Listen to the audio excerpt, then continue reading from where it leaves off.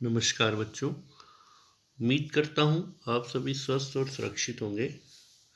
आज हम अपने पाठ्यपुस्तक आरोह भाग 1 के अंतर्गत पाठ 5 भवानी प्रसाद मिश्र द्वारा रचित घर की याद कविता पर चर्चा करेंगे।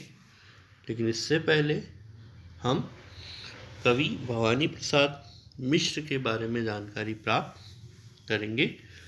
सहज लेखन और सहज व्यक्तित्व के स्वामी श्री भवानी प्रसाद मिश्र राष्ट्रीय आंदोलन से जुड़े रहने वाले आस्थावादी थे। उन्होंने हिंदी कविता को सरलता और सरसता का गुण प्रदान किया था। उनका जन्म मध्य प्रदेश राज्य के होशंगाबाद के टिगरिया गांव में सन 1913 में हुआ था तथा उनकी मृत्यु सन 1985 में हुई थी। हिंदी साहित्य में विशिष्ट योगदान के लिए उन्हें साहित्य अकादमी, मध्य प्रदेश शासन का शिखर सम्मान, दिल्ली प्रशासन का गालिब पुरस्कार दिया गया। भारत सरकार के द्वारा उन्हें पद्मश्री से अलंकृत किया गया। उन्होंने गांधी साहित्य के हिंदी खंडों का संपादन कर कविता और गांधी जी के बीच सेतु बांधने में योगदान दिया था। 1942 से 1945 ईस्वी तक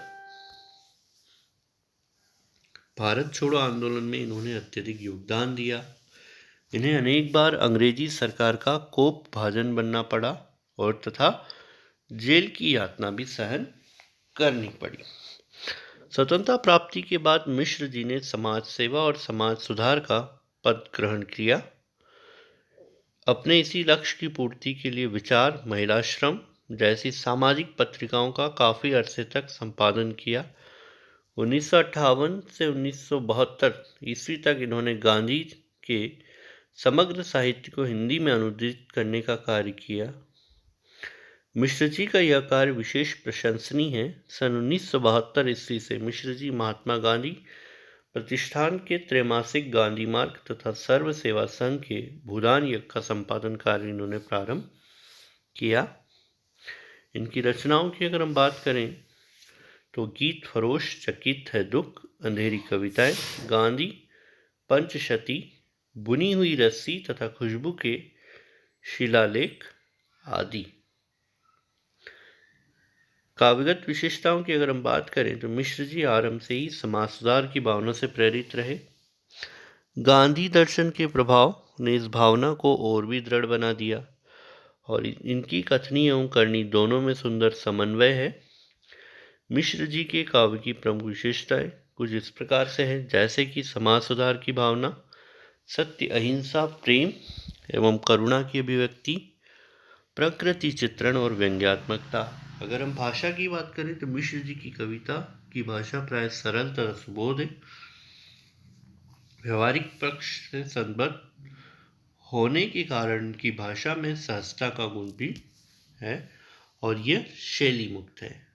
अब हम इनकी कविता के सार के बारे में बात करते हैं। कविता का नाम है घर की याद।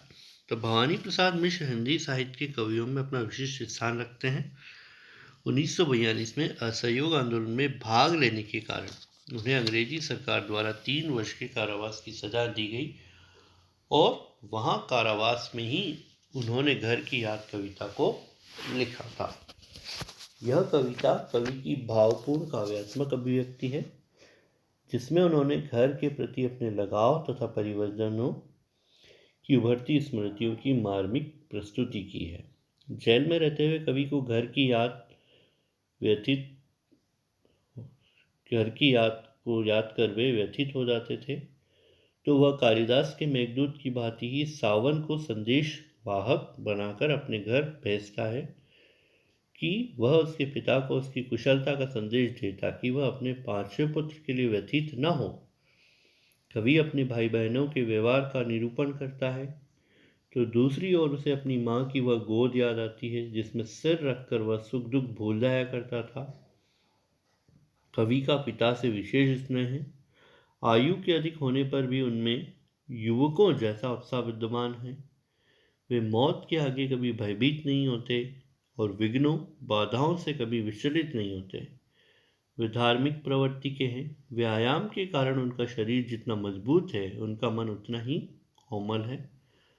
सब भाई बहनों के बीच अपने पांचवें पुत्र को न पाकर वे रो उठते हैं और उन्हें रोता हुआ देखकर माँ उन्हें दिलासा देती होगी। संवेदनशील कवि वायु और सावन के करुणापूर्ण विनती करता है कि वह उसके घर जाकर पिता को सांत्वना दे।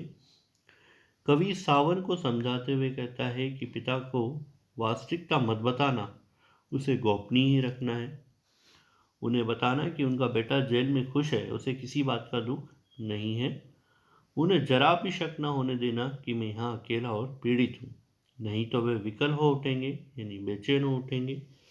कवि कहता है कि सजीले सावन तुम मेरे घर जाकर खूब बरसना और ऐसा संवाद कहना कि माता पिता अपने पांचवें पुत्र को याद कर व्यतीत ना हो। इसके अंतर्गत कवि के बारे में बताया गया है कि वह इस पिता की पांचवी संतान है और गांधी जी के साथ असहयोग आंदोलन, भारत छोड़ो आंदोलन में भाग लेने की वजह से उन्हें जेल में डाल दिया गया और जेल में रहते हुए उन्हें अपने पिता, घर परिवार की याद आती है और अपनी याद को भुलाने के लिए वह प्रकृति का सहारा लेता है, जिसके अंदर सावन के माध्यम से, बादलों के द्वारा, वायु के द्वारा अपनी बात को घर तक पहुंचाने की बात करता है। तो चलिए हम बात करते हैं हमारी कविता घर की याद। आज पानी गिर रहा है, बहुत पानी गिर रहा है, रात भर गिरता रहा, प्राण मन घिरता रहा, बहुत पानी गिर रहा है, घर नजर में तिर रहा है, घर की मुझसे दूर है जो, घर खुशी का पूर है जो। तो यहाँ पर हम शब्दार्थ की अगर हम बात करें तो दूर शब्द यहाँ पर नजर आ रहे हैं। तीर का मतलब होता है दे रहा है, खुशी का पूर मतलब खुशी से भरा हुआ। कवि ने अपनी एकदम साधारण और सरल भाषा में इस कविता को लिखा है और हम इसका भावार्थ समझते हैं। लेकिन पहले हम इस प्रसंग के बारे में बात करें कि इस प्रसंग में क्या कहा है। जो भवानी प्रसाद मिश्र द्वारा रचित कविता घर की याद से के अंतर्गत अंग्रेजी सरकार ने कवि को असहयोग आंदोलन में सक्रिय भाग लेने के लिए कारावास में जब भेज दिया गया था, तो सावन की घनघोर घटाओं से निरंतर वर्षा हो रही है और कवि को घर की याद व्यथित करने लगती है और उसके मन में घर के प्रति संवेदना बढ़ती जाती है। तो कवि कहता है कि आज बादलों से निरंतर पानी बरस रहा है, गिर रहा है मतलब बारिश हो रही है। लगातार बहुत पानी बरस रहा है, लगातार पानी बरस रहा है यानी गिर रहा है। आज यह वर्षा पूरी रात भर हो रही है और यह वर्षा जो है वो रात भर से हो रही है, रुकने का नाम नहीं ले रही है। जैसे जैसे वर्षा का पानी गिरता जा रहा है, वैसे वैसे ही कवि का हृदय और उसके प्राण घर की स्मृतियों से घिरते जा रहे हैं। यानी जैसे जैसे बारिश तेज होती जा रही है और रात भर जब बारिश हुई तो कवि को अपने परिवार वालों की चिंता होने लगी और उन्हें उसकी याद आने लगी। इस घनघोर वर्षा के समय में अपना घर कवि को की आंखों में तैर आया है, अर्थात उस घनघोर बारिश को देखकर कवि को ऐसा लग रहा है जैसे उसका परिवार उसके सामने नजर आ रहा है, अर्थात घर की स्मृतियां आंखों में उभर आई, उससे घर की यादें आंखों में नजर आने लगी। वह घर जो अब कवि से बहुत दूर है, जिसमें संपूर्ण खुशियां समाई हुई, क्योंकि कवि जेल में है और उसका परिवार उससे दूर है और उसे उस बारिश में अपने पूरे परिवार की याद आ रही है। आज वही घर इस वर्षा में रह रहकर कवि को याद आ रहा है और इस बारिश में उसे अपने परिवार की बार बार याद आ रही है। आगे घर में चार भाई, घर में चार भाई, मायके में बहन आई बाप के घर, हाय रे परिताप के घर।